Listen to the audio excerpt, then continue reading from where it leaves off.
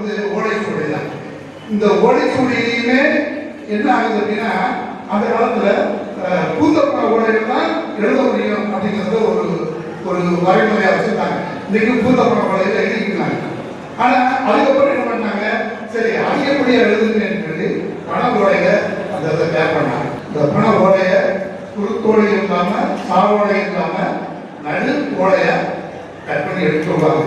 அந்த பனை ஓலையை வெட்டிட்டு வந்ததுக்கு அப்புறம் அது என்ன சைஸ்ல வேணுமோ அந்த சைஸ்ல கட் பண்ணிடுவாங்க. கட் பண்ணிட்டு மஞ்சள் பொடி கிராம்பு இதில் போட்டு என்ன செய்வாங்க, அவிப்பாங்க. பானையில போட்டு அவிப்பாங்க. அவிச்சு காய்ச்சினதுக்கு அப்புறம் அதை பதப்படுத்துவாங்க. பதப்படுத்ததுக்கு அப்புறம் என்ன ஆகும் அப்படின்னா, அந்த ஓலை வந்து பேப்பர் வடிவத்தில் வந்துடும். பேப்பர் எப்படி நம்ம மடக்கா எப்படி புரியாதோ அதே வடிவத்தில் பேப்பர் வடிவத்தில் வந்துடும். இதை வச்சுக்க அவ்வளவு காட்சிகளோ அவ்வளவு இலக்கியங்கள். இப்ப இதை எழுதுறதுல என்ன ஒரு விசேஷம் அப்படின்னா, அதை எப்படி பயிற்சி எடுத்திருக்காங்க அப்படின்னா, பிடிப்பதை இப்படி சுடுவது கீழே வந்து மேலே வந்து இப்படித்தான் பிடிப்பாங்க. இப்படி பிடிச்சிட்டு இதுல என்ன நீங்க பிரிண்டிங் பிரஸ்ல பார்த்துருப்பீங்க, அப்படி வரிசையா வரிசையா அப்படி போடும். அது மாதிரி இந்த கட்டைகளுடைய நகை இருக்குல்ல, இந்த நகத்துல கொஞ்சம் நீளமா வளர்த்துக்குவாங்க. நீளமா வளர்த்து இதுல ஒரு ஓட்டையை போட்டுருவாங்க.